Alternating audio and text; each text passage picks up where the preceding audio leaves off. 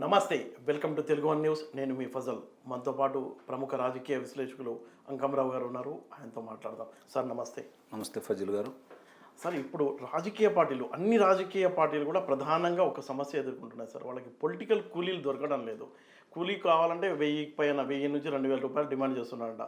అందుకే ఈ రాజకీయ పార్టీల నేతలు కక్కుర్తిపడి ఈరోజు ఈ మేడే రోజు చిన్న పిల్లల్ని తమ రాజకీయ ప్రచారానికి వాడుకుంటూ వాళ్ళ ప్రాణాలతో చెలగాడమాడిన సంఘటన దెందులూరులో మనకు కనిపించింది.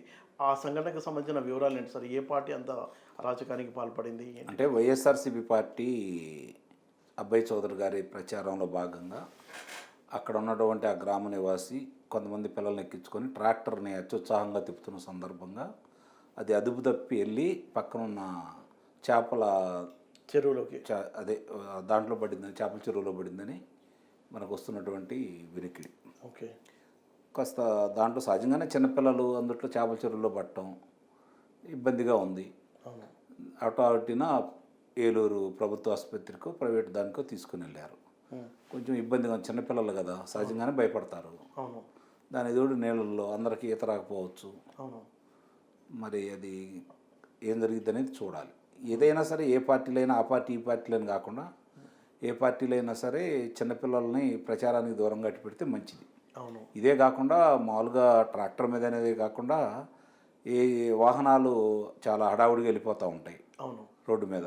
అంటే గ్రామాల్లో అంటే నింపాదికి వెళ్తారు, కానీ సహజంగానే దాన్ని బాగా రైజ్ చేసి పిల్లలు, యువకులు హడావుడి చేస్తూ ఉంటారు బళ్ళని. అలాంటప్పుడు కొన్ని ప్రమాదాలు జరగవచ్చు.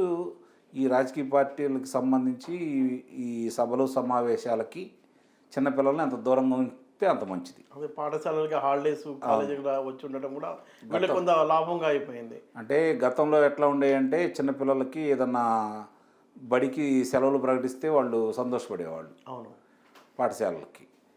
అది పండగలకి లేదంటే ఏదైనా ముఖ్యమైన కార్యక్రమాలకి జరుగుతూ ఉంది. ఇప్పుడు ఏంటంటే ఈ మధ్యకాలంలో ఆంధ్ర రాష్ట్రంలో చాలా విచిత్రంగా ముఖ్యమంత్రి గారు వస్తే చాలు ఆ పరిసర ప్రాంతాల్లో బళ్ళుకి సెలవులు ఇస్తూనే ఉన్నారు. కాబట్టి ఇది అలవాటు అయిపోయింది ఇప్పుడు చాలామందికి. ఎందుకంటే మీరు అన్నట్టు కూలీలు కూడా దొరకట్లేదు రాజకీయ పార్టీలకి, ముఖ్యంగా ఆ పార్టీకి. కాబట్టి పిల్లల్ని తీసుకొస్తే పిల్లలతో పాటు తల్లిదండ్రులు కూడా వస్తారు కదా, వాళ్ళని జాగ్రత్తగా చూసుకుంటున్నారా లేదా అని జనం ఎక్కువగా కనపడుతూ ఉంటారు. కానీ మరీ దారుణంగా సార్ పిల్లల్ని వాడటం అనేది. అదే కదా, ఏ రాజకీయ పార్టీకైనా అది తప్పే, దాంట్లో ఎలాంటి సందేహం కూడా లేదు. ఇక్కడ ఇప్పుడు ఈ పార్టీ వాళ్ళ ప్రచారంలో జరిగింది కాబట్టి దానికి బాధ్యతను వాళ్ళనే చేయాలి కదా. అంటే ఎలా ప్యాకేజ్ చేస్తున్నాడు ఇప్పుడు? ఒక మనిషికి ఇంత అని ఉంటుంది కదా, పిల్లలతో వస్తే ఇంత అని అట్లానే ఉండదు. సహజంగా వాళ్ళ కార్యకర్తలు పిల్లలకి డబ్బులనే ఎందుకు అంటారు, కానీ ఏదో ఆశ చూపించి తీసుకొస్తారు. ఆ గ్రామంలో జరుగుతుంది కాబట్టి వాళ్ళకి కుశాలుగానే ఉంటుంది కదా సహజంగానే. అందుట్లో ఈరోజు సెలవే కదా, సెలవే కదా. పాఠశాలలో అన్నిటికీ హాలిడేస్ ప్రకటించి ఉన్నారు జనరల్గా. అవును, అదొక చిన్న చిన్న కూలీ పనులు చేసేవాళ్ళు కూడా ఖాళీ మేడే కాబట్టి వాళ్ళని సహజంగానే ఇప్పుడు పెద్ద పనులే ఉండవు గ్రామాల్లో. ఎందుకంటే ఈ నెలంతా పెద్ద పనులే ఉండవు. కాబట్టి ఖాళీగానే ఉంటారు. ఖాళీగా ఉంటున్నా కూడా జన సమీకరణ జరగట్లేదు.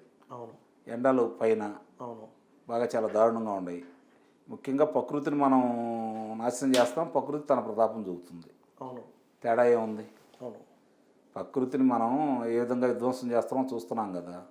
చూస్తా ఎందుకు ఉంటుంది ప్రకృతి వల్లే కదా అన్ని మనకి అందుబాటులోకి వచ్చేది. మరి అలాంటి ప్రకృతిని మనం విధ్వంసం చేసేటప్పుడు దాని ప్రతాపం చూపించకుండా ఎందుకు ఉంటుంది? ప్రకృతితో చెలగాడం ఆడుతున్నారు నేతలు, ప్రజలు ఆడుతున్నారు, నేతలు ఆడుతున్నారు. ఎందుకంటే మరి ఈయన వచ్చిన తర్వాత చాలా దారుణం ఏంటంటే పైన ఆకాశ మార్గంలో వెళ్తున్నా కూడా భూమి మార్గంలో ఉన్న చెట్లన్నీ కొట్టేస్తున్నారు కదా. 100 సంవత్సరాల నాటి చెట్లు. మామూలుగా సహజంగా పర్యావరణ వాళ్ళు దాని మీద చర్యలు కూడా తీసుకోవాలి, కానీ ఈ ముఖ్యమంత్రిని చూసి వాళ్ళే భయపడుతున్నట్టున్నారు. అంటే ఈ ముఖ్యమంత్రి మన ఆంధ్ర రాష్ట్రంలోనే కాకుండా యావత్ భారతదేశంలో ఉన్న అధికారుల్ని, వ్యవస్థలను కూడా భయపెట్టించాడు. అందుట్లో సందేహమే లేదు. ఎందుకంటే ఈ జోలికి రావడానికి ఎవరు ముందుకు రావట్లా. అప్పుడప్పుడు కొంచెం న్యాయస్థానాలే కనపడతా ఉన్నాయి.